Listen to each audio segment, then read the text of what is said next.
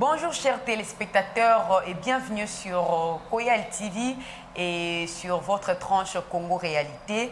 Aujourd'hui nous sommes chez vous encore avec un sujet sur cette épidémie qui est en train de ravager à Kinshasa et en RDC en général, l'épidémie dénommée Mpox ou Monkeypox.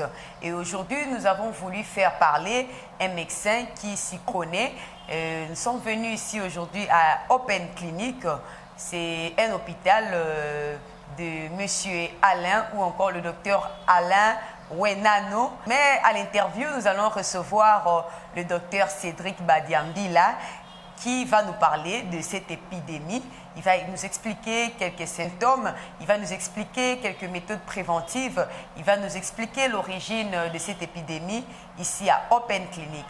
Nous vous rappelons que Open Clinic se situe sur 3 adresses.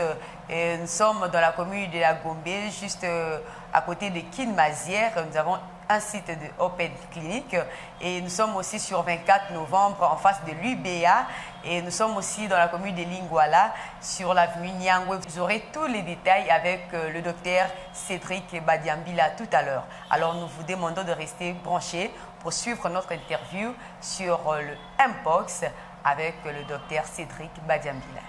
Les Mpox, c'est une épidémie bien évidemment.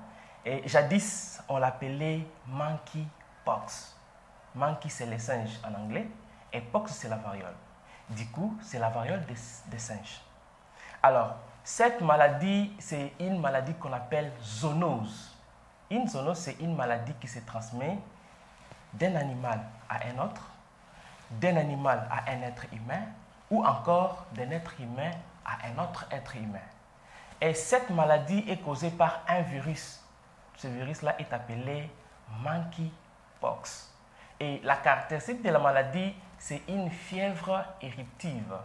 La fièvre éruptive, ça veut dire que la fièvre qui vient avant les éruptions cutanées. Les éruptions, ce sont des choses telles que des boutons qui sortent. Donc, c'est ça s'il faut parler de cette maladie. Alors, la maladie a des modes de transmission. Ce n'est pas du coup... Non, il y a toujours les modes de transmission. La maladie se transmet d'un animal à un autre. Un homme, par exemple, ou une femme, quand vous entrez en contact avec un animal qui est mort sans qu'on connaisse la cause, et cet animal-là pouvait être infecté. Là, s'il faut encore préciser par rapport au réservoir du virus, nous avons des petits rongeurs, comme des écureuils, les rats. Ce sont ces animaux-là qui sont des réservoirs du virus. Et du coup, la personne humaine, quand elle va à la chasse ou quand elle entre en contact avec ces petits animaux, du coup, il peut aussi, ou elle peut aussi, c'est une femme, elle peut développer la maladie. Mais il y a aussi quelque chose que je peux épingler, les primates, comme les singes. Les singes sont aussi considérés comme des réservoirs, directs ou indirects. Les singes peuvent aussi ingérer les petits animaux qui contiennent qui sont malades. Et du coup, les singes pourraient aussi faire la maladie. Les singes, en entrant en contact avec la personne humaine, la personne peut aussi contracter la maladie. Et là, c'est quand je parle de la transmission de l'animal à la personne humaine. Mais il y a aussi une transmission secondaire qui existe. Là, c'est entre les humains. Donc, dès que vous êtes déjà malade, vous avez la symptomatologie de la maladie et que vous entrez en contact avec la personne saine, il y a beaucoup plus de possibilités que la personne saine fasse aussi la maladie. Et il y a même la transmission qui se fait chez la femme enceinte avec son fœtus. Il y a cette transmission-là. Donc la femme enceinte transmet la maladie chez le fœtus. Et là, ce sont des cas rares. S'il faut parler ainsi de manière brève. En RDC, s'il faut parler en termes d'historique, c'est en 1970 qu'on a découvert les premiers cas de Mpox, pour ne pas dire Monkeypox. Parce qu'il y a eu une adaptation.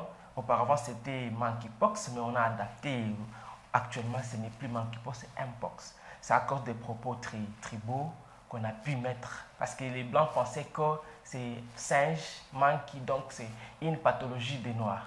Et du coup, on a changé. La dénomination actuelle est Mpox. Et cette dénomination, c'est l'OMS qui a mis ça en vigueur. La pathologie évolue en 3 stades. il y a d'abord la phase qu'on appelle l'incubation. Il y a la deuxième phase qu'on appelle la phase d'évasion. Et la troisième phase, c'est la phase d'état. Donc, dans l'incubation, c'est une période qui va de 7 à 21 jours, avec une moyenne de 14 jours. Là, la personne ne présente pas de signes. L'incubation n'est rien d'autre que les jours où la personne est entrée en contact avec la personne infectée ou la personne malade, jusqu'à ce que les premiers symptômes apparaissent. Donc, dès que j'entre dans la deuxième phase, c'est la phase d'évasion, c'est une phase prodromique. Là, la maladie commence à se manifester.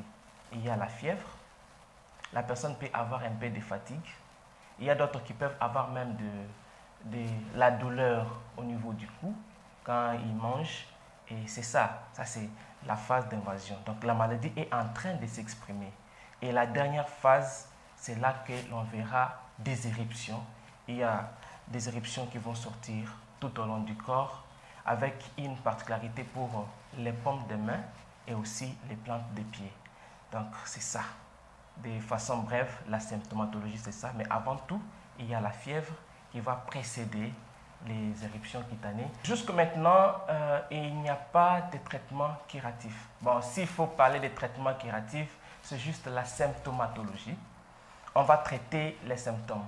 Parce que non seulement la maladie se manifeste par des éruptions cutanées. La maladie, quand elle évolue, il y a aussi d'autres manifestations qu'on appelle des manifestations extracutanées. La maladie peut attaquer le système nerveux. La maladie peut attaquer les yeux. La maladie peut attaquer les tubes digestifs. Vous verrez quelqu'un faire les vomissements, la diarrhée, quelqu'un avoir des problèmes de convulsions. Et c'est par rapport à cette symptomatologie-là qu'on va traiter. C'est-à-dire, quand les malades présentent la fièvre, on lui donne un antipyrétique. Quand les malades ont des douleurs, on donne des antalgiques. Quand les malades, pour éviter qu'il y ait une surinfection, parce que ce sont des éruptions et des fois il y a des blessures qui se créent, pour éviter qu'il y ait une surinfection, on donne les antibiotiques. Donc les cas se traitent par rapport à la symptomatologie. Mais les meilleurs traitements restent la prévention. Les Mpox, il faut des mesures d'hygiène. Il y a des gestes qu'on appelle des gestes barrières. Je vais y aller petit à petit parce que c'est un point très important et nous devons vulgariser cette information partout parce qu'il y a des gens qui pensent que les Mpox, c'est une blague, c'est de la sorcellerie. Mais c'est du vrai et il y a des gens qui décèdent. Si je peux épingler certaines provinces, parce qu'ici, bien sûr, il y a des cas, mais il y a des provinces où la maladie bat vraiment record. Je peux vous citer les cas de l'Équateur, je peux vous citer même le Sud Kivu, il y a même les Sankourou, il y a la province de la Chopo, la province de la Chuapa. Donc, il y a des cas et il y a des décès du jour le jour. Alors, ici, à Kinshasa, il y a aussi des cas. Il y a aussi des communes. S'il faut citer, madame, si vous le permettez, la commune délimitée, c'est celle qui a au moins beaucoup de cas par rapport aux autres communes. Et s'il faut citer les autres, nous avons la commune de Ntsele, nous avons la commune de Kassavubu, il y a aussi la commune de Barombo. Donc c'est là qu'il y a déjà des cas et il y a des personnes qui font la maladie. Alors, parce que nous avons déjà des cas, il faudra faire très attention et respecter les mesures d'hygiène. Parmi les mesures là, il y a les lavages des mains. Il faudra se laver les mains avec les gels hydroalcooliques ou encore avec du savon. Faire un effort d'avoir une distanciation avec la personne avec qui l'on parle.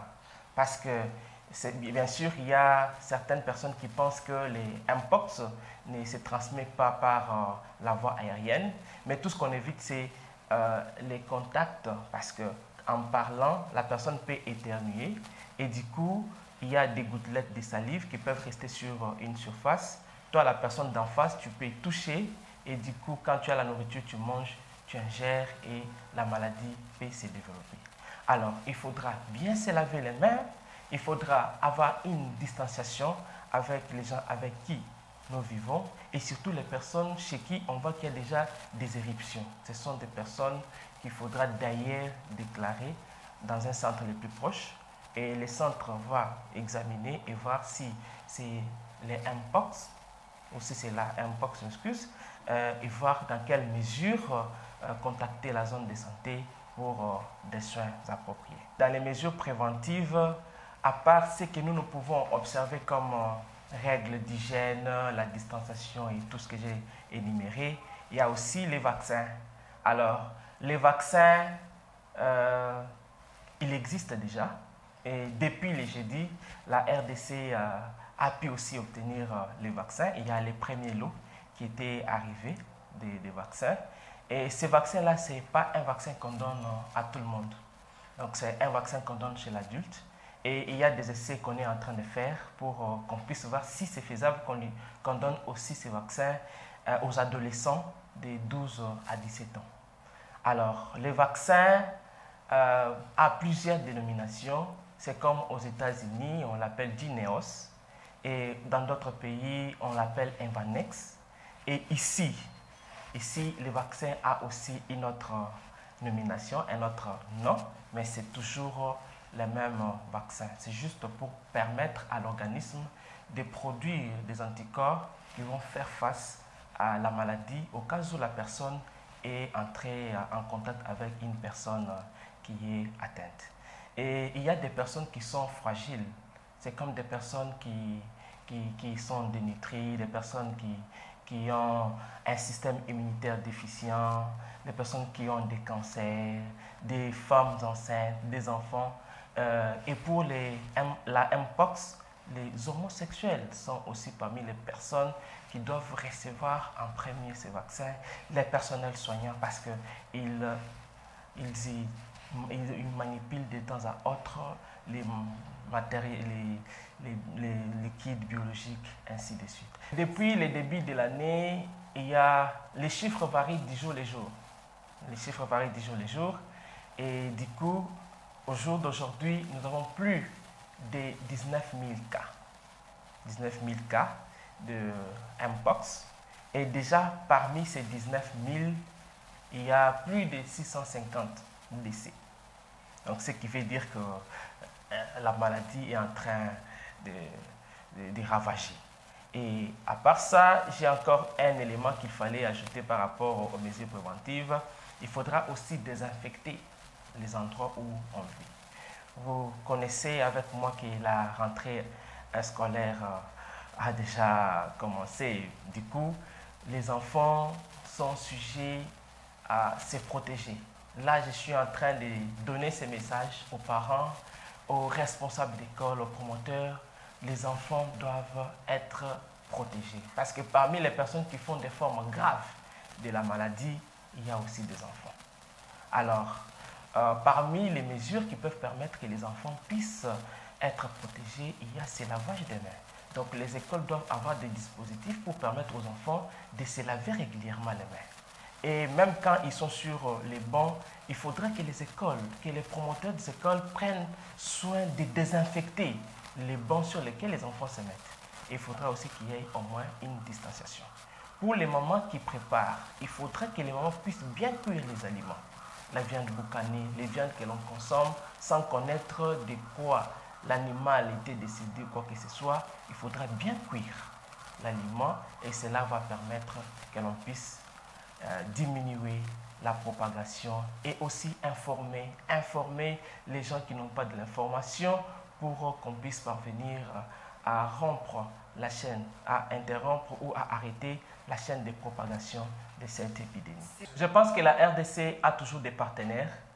Et parmi nos partenaires, il y a l'OMS, il y a beaucoup de partenaires qui ne peuvent jamais laisser. Et d'ailleurs, l'OMS a déclaré que cette épidémie est déjà une urgence de santé publique à portée internationale. C'était depuis le 14 août que l'OMS a déclaré. Alors, il y a déjà un kit, il y avait un kit que la Banque mondiale avait déjà mis à la disposition de la RDC, bien évidemment, pour des malades qui sont atteints. Et du coup, quand vous êtes atteint et quand vous êtes déclaré par votre zone de santé, après la confirmation, parce que les cas, il y a des cas qu'on appelle des cas suspects et des cas confirmés. Déjà, quand on voit une personne présentant la symptomatologie de la maladie, la personne n'est pas du coup cas confirmé. La personne est d'abord cas suspect. C'est après les investigations de la paraclinique, donc la biologie, qu'on va dire que le cas est déjà confirmé. Alors, si le cas devient confirmé, il y a toujours une prise en charge que l'État congolais, via les partenaires qui sont en train de soutenir, est en train d'adopter. Le message que je peux donner à la population congolaise, nous devons retenir que la Mpox, c'est une vérité. C'est une maladie qui existe et c'est une maladie qui tue. Alors, nous devons faire très attention et nous devons connaître notre environnement et toujours informer si nous avons un cas à la maison d'une personne qui présente déjà de la fièvre avec des éruptions. Les éruptions, c'est sous forme de boutons. Du coup, il faut amener la personne à l'hôpital. L'hôpital pourra déterminer, parce qu'il y a beaucoup de maladies qui se manifestent par la fièvre et les éruptions. C'est l'hôpital qui saura comment orienter, s'il faudra intéresser la zone de santé et après la zone de santé pourra prendre la pathologie en charge. Mais entre nous, nous devons aussi se protéger. Et là, j'insiste, et c'est un message fort, je demande à tout celui qui est en train de m'écouter, maintenant même, qu'on doit faire un effort, que tout le monde soit informé sur cette pathologie. Alors, les mesures d'hygiène, il faudra se laver les mains chaque fois avant de manger quelque chose. Vous êtes sorti, quand vous rentrez, avant de porter votre enfant, afin de faire quoi que ce soit, lavez-vous les mains. Si vous n'êtes pas capable d'avoir les gels hydroalcooliques, il y a du savon, prenez les savons, utilisez l'eau, une grande quantité d'eau avec les savons, nettoyez-vous, lavez les mains et après, essayez un peu de voir les mesures de distanciation. Si vous êtes dans un moyen de transport et que vous trouvez que le moyen de transport, vous êtes assis sur un banc 4 personnes, pour moi, je pense que le mieux à faire, c'est vous portez votre masque. Si vous êtes malade, ça va éviter que vos sécrétions, le liquide biologique, même si vous éternuez, que la salive ne puisse abîmer les véhicules. Donc, parce que si la personne éternue et qu'il y a des gouttelettes de salive, l'autre personne peut toucher et du coup, il peut contracter la maladie. Évitez des contacts très rapprochés avec des personnes chez qui on trouve qu'il y a déjà des éruptions cutanées. Il faut éviter les contacts. Pour les gens qui ont des partenaires multiples, il faudra aussi éviter. Parce que je sais que nous avons parlé de manière brève, mais il y a beaucoup de choses à dire sur la maladie. Il y a un sous-groupe de cette maladie, CLAD1B. Et le CLAD1B a été découvert. Donc on a compris que la pathologie pouvait aussi se transmettre par voie sexuelle. En dehors des voies que j'avais énumérées, il y a aussi la voie sexuelle. La pathologie peut se transmettre par la voie sexuelle. Et là, on conseille aux partenaires multiples de pouvoir d'abord rester avec un partenaire et aussi de bien se protéger parce que s'il ne se protège pas, la maladie pourra s'éparpiller dans toute la République. Je pense qu'il y a beaucoup à dire, mais c'est en bref les messages forts que je peux donner à la population et aux mamans de bien cuire les aliments. Et ça va nous permettre à lutter contre cette épidémie. Je m'appelle Dr Cédric Badiambila et je suis médecin généraliste. Et ici à l'hôpital, je suis médecin traitant. Open Clinic, c'est un hôpital privé. Et du coup, nous sommes ici nous sommes sur 24. Et nous avons aussi d'autres sites parce que nous ne sommes pas seulement ici. Il y a aussi un site du côté de Kinmazière. Là, s'il faut parler en termes d'adresse précise, je peux vous dire que c'est sur l'avenue au Congo. Et le numéro, c'est 377. La référence, c'est Kinmazière. En fait, les supermarchés GG Mart. Donc, si vous êtes là, vous arrivez à Open facilement. Le deuxième site, c'est ici, sur 24. L'avenue, c'est l'avenue des Orangiers, numéro 1, et les quartiers Golf, toujours la commune de Gombe. Et le troisième site, c'est à Nyangwe. Vous voyez Nyangwe dans la commune de Lingwala, au numéro 229.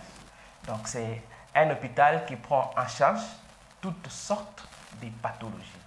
Donc, quelle que soit la pathologie, et si vous nous contactez, il y a toujours les moyens de pouvoir vous satisfaire. Parce qu'il y a tous les spécialistes qui y sont, il y a plusieurs départements et c'est comme ça qu'on travaille.